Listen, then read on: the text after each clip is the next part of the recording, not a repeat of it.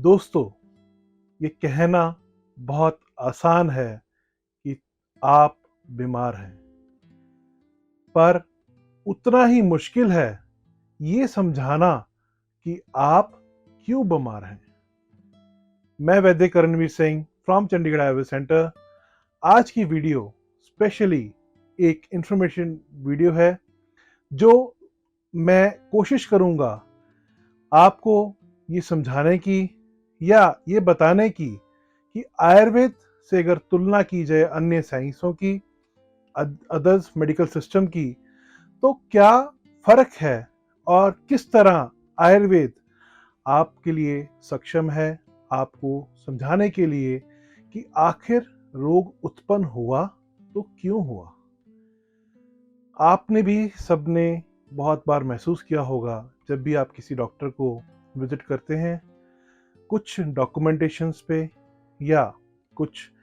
Medical test के आधार पर आपको बताया जाता है कि आपको बीमारी है या आपकी ये प्रॉब्लम आपको इस बीमारी का शुरुआत है। पर हमने कभी भी ये चीज़ नहीं समझी कि जो तर्क है, जो समझना चाहिए, ये बीमारी हुई क्यों। अगर आपको डायबिटीज़ है तो वो क्यों है, अगर आपको ब्लड प्रेशर की समस्या है वो क्यों है, अगर आपको माइग्रेन रहता है तो वो क्यों रहता है, अगर आपको डाइजेशन इश्यूज हैं, स्टमक में एसिडिटी, कॉन्स्टिपेशन, ऐसे बहुत सारी कॉमन डिजीज जो एक सिम्टम्स मानते हैं आयुर्वेद, अगर वो हैं तो वो क्यों है। तो दोस्तों, आपकी डीएनए, आपकी तासीर और आपका बॉडी टाइप, ये सब चीज़ें इन चीज़ों के लिए या इन बीमारियों के लिए ऑलरेडी भगवान आपको बना के भेजता है। अगर मैं सिंपल भाषा में बात करें तो हर एक व्यक्ति का अपना बॉडी टाइप होता है। वात, पित्त, कफ, ये तीन आधार, इवन उससे पहले आयुर्वेद में मानसिक दोष और शारीरिक दोष, ये मुख्य रूप में दो डिवीजन की गई हैं। मानसिक रोग अलग होते हैं, शारीरिक रोग में हम वात, पित्त, कफ की जो डिफाइन किया है, किस तस्वीर का व्यक्ति है, किस तरह की उसकी बॉडी टाइप है, उसी के आधार पर हम ये चूज करते हैं या हम ये मानते हैं कि अगर व्यक्ति पित्त प्रकृति का है तो उसको skin disorders, digestion issues, ulcerative colitis, liver के साथ समस्याएं, ये सब चीज़ें कॉमनली होंगी क्योंकि उसकी बॉडी इन बीमारियों के लिए एक्सेप्टेबल है। उसको बहुत जल्दी ये चीज़ें हो सकती हैं क्योंकि उनकी जो तासीर है वो इन बीमारियों की तासीर के साथ मेल खाती है। अगर हम ये समझें और कि अगर हम ये सिर्फ आप ये एक डिफाइन कर पाएँ, for example dengue, typhoid, blood pressure, हम ये नाप तोल तो कर लेते हैं बीपी के ऑपरेटर्स से कि आपको ब्लड प्रेशर है और आपका बीपी ऊपर जा रहा है या लो हो रहा है। अगर ये कंसेप्ट हमें समझ आ जाए कि हम ये सब चीज़ें क्यों फेस कर रहे हैं, तो शायद आप उसका एक परमानेंट सोल्यूशन ढूंढ पाए। एक परमानेंट सोल्यूशन, एक ऐसी मेडिसिन या ऐसी औषधि जो आपको एक तरफ ठीक कर कर दोबारा से उस रोग को उत्पन्न ना करे। मैं मानता हूँ कई बार मिसगाइड होने के कारण बल्कि बीमारियां बढ़ती हैं कम होने के बजाय, और वो मिसगाइडेंस मैं मानता हूँ आजकल जो मेडिकल फील्ड है, डॉक्टर्स पे भी बहुत सारा प्रेशर रहता है, बहुत तरह के रोगी उनको देखने पड़ते हैं एक दिन में, जिस कारण से शायद मैं मानता हूँ एक लैक है मेडिकल सिस्टम में। ये समझना इतना इम्पोर्टेंट नहीं वो समझते कि आपको डिजीज अगर है तो किस लिए है।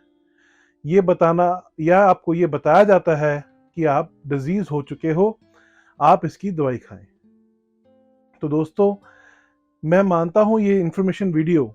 अगर आपको समझ आ रही हो तो हम ये चीज़ समझें कि हम जब भी किसी स्पेशलिस्ट या सुपर स्पेशलिस्ट हॉस्पिटल में जाते हैं तो शायद वो वही दवाइयाँ लिखता है जो कि एक केमिस्ट शॉप वाला या एक सिंपल व्यक्ति जो अनक्वालिफाइड है वो भी आपको बता पाए। सिर्फ हमारी तसल्ली क्या होती है कि हमें एक सुपर स्पेशलिस्ट डॉक्टर ने अपने हाथों से वो दवाइयों को रिकमेंड किया है और उसका दूसरी तरफ कोई लाइफ स्पैन या कोई टाइम स्पैन भी नहीं बताया जाता कि ये दवाइयाँ कब तक चलेंगी। कई केसेस में तो ब्लड प्रेशर की, थायराइड की दवाइयाँ लोग सारी उम्र खाते हैं, पर उसका समाधान शायद नहीं हो पाता। दूसरी तरफ हमारा आयुर्वेद है, और आयुर्वेद आप जानते हैं कि प्राचीन पद्धति है और सबसे ओल्डेस्ट साइंस है, जो आपकी बीमारियों को और आपकी हेल्थ से कंसर्न जितनी भी चीज़ें हैं उसको आपको देखभाल करने में हेल्प करती है। तो आयुर्वेद आपको मुख्य रूप से दोषों के आधार पर, धातुओं के आधार पर ये बताने की कोशिश करता है कि ये रोग उत्पन्न हुआ है या उत्पन्न के क्या क्या कारण हैं,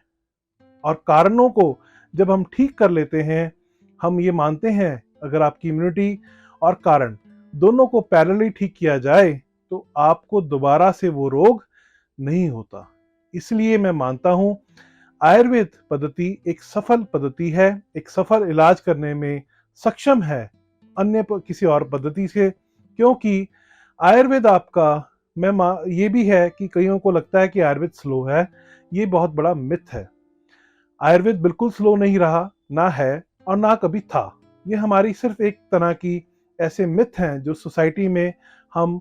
अन्य पैथी वालों से या ऐसे डॉक्टर्स से सुनते हैं जो कि आयुर्वेद को नहीं समझते, और मैं मानता हूँ शायद उनको आयुर्वेद के बारे में सही ज्ञान भी नहीं है, और अपनी टिप्पणी, अपनी आलोचना वो किसी भी बिना किसी आधार के वो पेशेंट को एक तरह का वहम पैदा कर देते हैं कि आयुर्वेद बहुत स्लो है या इसके साइड इफेक्ट्स हैं।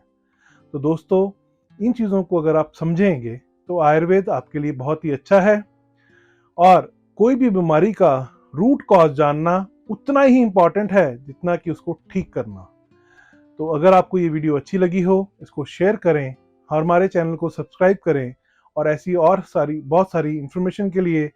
Stay tuned. हम फिर मिलेंगे नई वीडियो के साथ, तब तक के लिए धन्यवाद।